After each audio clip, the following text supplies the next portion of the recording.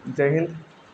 नमस्कार दोस्तों। आइए हम आज आप लोगों को एक थ्योरी बताएंगे जो कि फिजिक्स उन्हीं के नाम पे चलती है। जैसे कि आप लोग जानते हैं न्यूटन्स को, तो न्यूटन के बारे में आप लोग को आज बता दें। न्यूटन क्या है?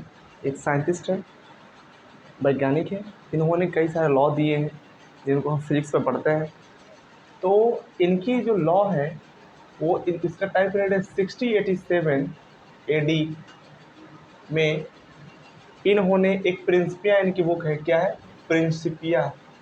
प्रिंसिपिया, इसी बुक में इन्होंने पूरा मेंशन किया था इस चीज़ को, जो इनकी फिजिक्स की थ्योरी है इसका मेंशन किए थे।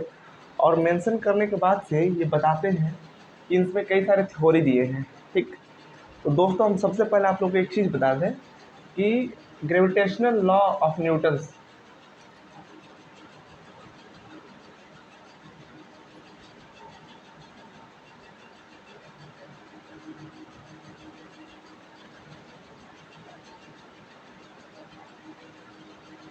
ग्रेविटेशनल लॉ, इसको हम लोग बोलते हैं गुरुत्वाकर्षण। गुरुत्वाकर्षण का सिद्धांत। सिद्धांत क्या कहते हैं? गुरुत्वाकर्षण का सिद्धांत। समझे आप लोग? देखिए, गुरुत्वाकर्षण के सिद्धांत से तात्पर्य यह है कि आप लोगों को पता है कि जो हम लोग ज़मीन पर चलते हैं या फिर कोई भी चीज़ जो अर्थ से रिलेटेड है वो अगर ऊपर फेंकते हैं तो नीचे ऑटोमेटिकली आती है। तो नीचे आने का रीज़न क्या है? ग्रेविटी। क्या है? ग्रेविटी। अर्थ पे क्या है? ग्रेविटी है। और ग्रेविटी के कारण क्या होता है कि जो भी एलिमेंट्स ऊपर की तरफ फेंकते हैं, थ्रो करते हैं, वो ऑटोमेटिकली क्या आ जाता है? नीचे की तरफ आ जाता है। ठीक है। तो जब नीचे आ जाता है तो वो किस रीजन के वजह से आता है? तो वो होता है ग्रेविटेशनल फोर्स। ठीक। अब उसी ग्रेविटी के बारे में न्यूटन ने इसको समझाया है अच्छे से और ये बताए हैं। तो इस चीज़ को आप ऑब्जर्व कीजिएगा, समझिएगा कि जैसे दो एलिमेंट्स हुए, ठीक है ना, एक दूसरे को क्या करते हैं? अट्रैक्ट करते हैं। जैसे मैग्नेट हो गए, अट्रैक्ट करते हैं। सेम उसी प्रकार अर्थ है, ये अपने एलिमेंट्स को ऊपर से नीचे की तरफ खींचता है। बट ऐसा नहीं है कि जितना ही ऊपर हाइट जाती जाएगी इसको नीचे खींचता जाएगा। एक ऐसा टाइम पीरियड आता है कि जब आप ऊपर जाओगे, ऊपर जाते रहोगे तो क्या होता है कि वो एक टाइम पर ख़त्म हो जाता है। ठीक ना?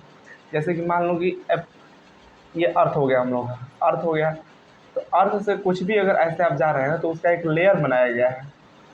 क्या बनाया गया है? लेयर बनाया गया है। उस लेयर के पार आप जाएंगे तो वहाँ से ग्रेविटेशनल जो फोर्स होता है आपका ना, ग्रेविटेशनल जो फोर्स होता है, ग्रेविटेशनल जो फोर्स होता है वो ख़त्म हो जाता है। ग्रेविटेशनल फोर्स क्या होता है? ख़त्म हो जाता है। तो ग्रेविटेशनल फोर्स खत्म होने के बाद सब क्या होगा? वो वहीं पे रह जाता है, वो वस्तु नीचे नहीं आ पाती है। ठीक है। It is required to believe, ये बिलीव करने वाली चीज़ है, क्योंकि हम लोग क्या करते हैं कि जब सैटेलाइट्स लॉन्च करते हैं तो सैटेलाइट वापस क्यों नहीं आती है? क्योंकि वो जो अर्थ के ऑर्बिट है, ये अर्थ होगा, उसके जो ऑर्बिट है उसमें ऑर्बिट में जाकर क्या हो जाती है? इस्टेब्लिश हो जाती है। अर्थ के ऑर्बिट में क्या हो जाती है? जाके इस्टेब्लिश हो जाती है। इस्टेब्लिश होने के कारण वो वहीं पे क्या करने लगती है? रोटेट करने लगती है, मूव करने लगती है। तो मूव करने की वजह से वो वापस नहीं आती है, इस्टेब्लिश हो जाती है अपने, यानी कि जो ग्रेविटेशनल फोर्स है, जो एरियाज है, इस एरियाज को क्या करती है? क्वालिफाइड करके पार कर जाती है। ठीक है दोस्तों। तो अब आइए हम इसको समझाते हैं आपको कि न्यूटन्स की ग्रेविटी लॉ क्या होता है, गुरुत्वाकर्षण का सिद्धांत किसे कहते हैं। देखिए, दो वस्तुएं, सिंपल सी बात है, तो दो वस्तुएं, एक वस्तु का वेट अलग है मास से, दूसरे का वेट अलग है मास, कर लेंगे दोनों का। एक का वेट हो जाएगा आपका m1 और दूसरे का क्या हो जाएगा? m2। अब समझने वाली चीज़ ये है कि इस फॉर्मूले को समझेंगे हम कि दो वस्तुओं के बीच की जो दूरी है, ठीक है, इन दूरी, जो बीच की दूरी है, इस दूरी को हम आर से इंडिकेट करते हैं। क्या करते हैं? रेडियन, आर से इंडिकेट करते हैं। ठीक ना? तो ये जो फोर्स होता है ना, ग्रेविटेशनल फोर्स, इसमें हम क्या करते हैं? इसके एक फार्मूला होता है, F equal to G m1 m2 upon R square. क्या होता है? m1 m2 upon R square. यानी कि दो वस्तुओं के बीच की गुणनफल तथा दोनों के बीच के वर्ग के व्युत्क्रमानुपाती जो होता है उसी को क्या कहते हैं? ग्रेविटेशनल फोर्स कहते हैं। और यहाँ पे जो जी होता है, जी, वो क्या होता है? कांस्टेंट होता है। क्या होता है? कांस्टेंट होता है। ठीक है। जी कांस्टेंट होता है। इसकी वैल्यू होती है 6.67 to 10 to the power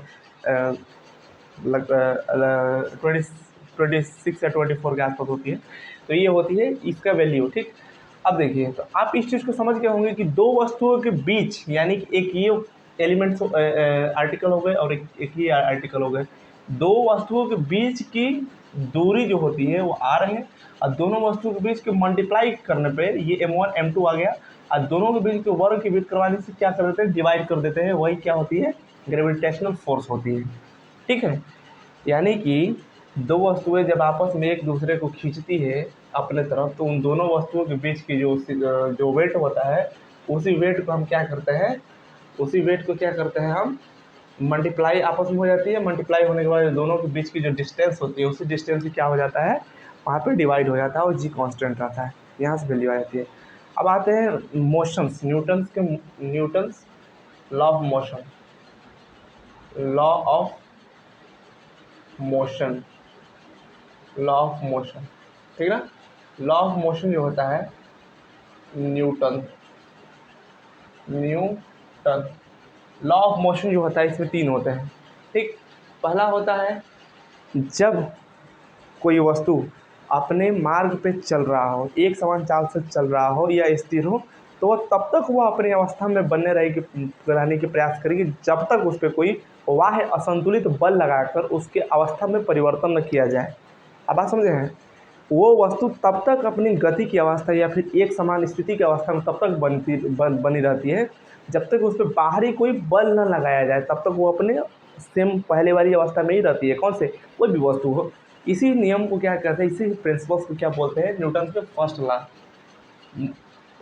law of motion, law of motion, law of motion. जब कोई भी वस्तु होती है वो अपनी एक समान चाल से जब चलती है, मान लीजिए P है और ये Q है, P Q के बीच में चल रही है, तो तब तक वो चलने के प्रयास करती रहेगी जब तक उस पर कोई बाह्य बल न लगाया जाए, कोई बाह्य फोर्स न किया जाए, तब तक वो चलती रहेगी। और यहीं से इसी सिद्धांत को क्या बोलते हैं, जड़त्व का नियम भी बोलते हैं, जड़त्व का सिद्धांत बोलते हैं, जड़त्व प्रिंसिपल बोलते हैं। और जड़त्व का कुछ कौन किया था, गैलीलियो ने। कौन किया था, गैलीलियो ने। ठीक है, और यहीं से इसका एग्जाम्पल है, जो एग्जाम्पल मोशंस की फर्स्ट लॉ जो है उसके लिए, लॉ ऑफ मोशन की जो फर्स्ट है, इसमें एग्जांपल ये है कि जब कोई बस या गाड़ी में आप बैठते हैं तो जब स्टार्ट होती है तो सडनली आप पीछे की तरफ झुक जाते हैं, या फिर जब ब्रेक लेता है तो सडनली आगे की तरफ झुक जाते हैं। तो ये क्या प्रोसेस है, ये न्यूटन की फर्स्ट लॉ की एग्जाम्पल है।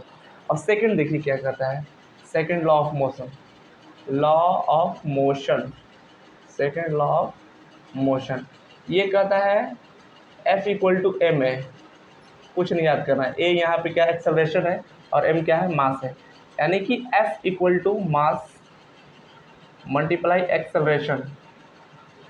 एक्सेलरेशन, ठीक ना।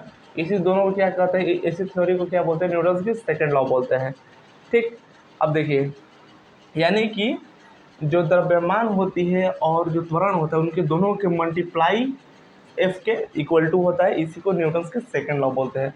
और third law of motion, third law of motion, जो फर्स्ट सेकेंड लॉ होता है वो क्या होता है, वो पहले वाले के ही तरह होता है। तो थर्ड लॉ होता है, इसमें ये कहता है कि क्रिया के प्रतिक्रिया, यानी कि जब आप इसको इस बोर्ड की तरफ प्रेस कर रहे हैं, फोर्स लगा रहे हैं, तो उधर से भी तो फोर्स आ रहा है, तो क्रिया प्रतिक्रिया जहाँ पे होती है उसी को क्या कहते हैं, क्रिया के विपरीत प्रतिक्रिया, ये क्या होती है, यही न्यूटन की थर्ड लॉ होती है। ठीक ना, थर्ड लॉ। अब इसका एग्जांपल क्या है, जैसे कि बंदूक से हम राइफल से गोली चलाते हैं, गोली चलाने पे जब हम गोली चलाते हैं तो जब गोली आगे जाती है तो पीछे तरफ प्रेस करती है, धक्का आता है, ठीक ना। या फिर जो इक्का टमटम होता है वो आगे बढ़ता है तो क्या होता है, पीछे की तरफ से प्रेस करता है। तो ये हुआ आपका न्यूटन की तीनों लॉ और ग्रेविटी के भी लॉ हो गए। ठीक है, आई होप आप इसको समझ चुके होंगे। और हम नेक्स्ट वीडियो में आपको हम और अभिकेंद्रीय बल और अपकेंद्रीय बल जो है इसके बारे में बताएंगे कि बीच में जो सेंटर होता है उस पर कैसे वो मूव करता है, रोटेट करते हैं। ठीक है दोस्तों, तो अभी के लिए यही वीडियो रहेगा। चैनल को लाइक कीजिए और सब्सक्राइब कर दीजिए।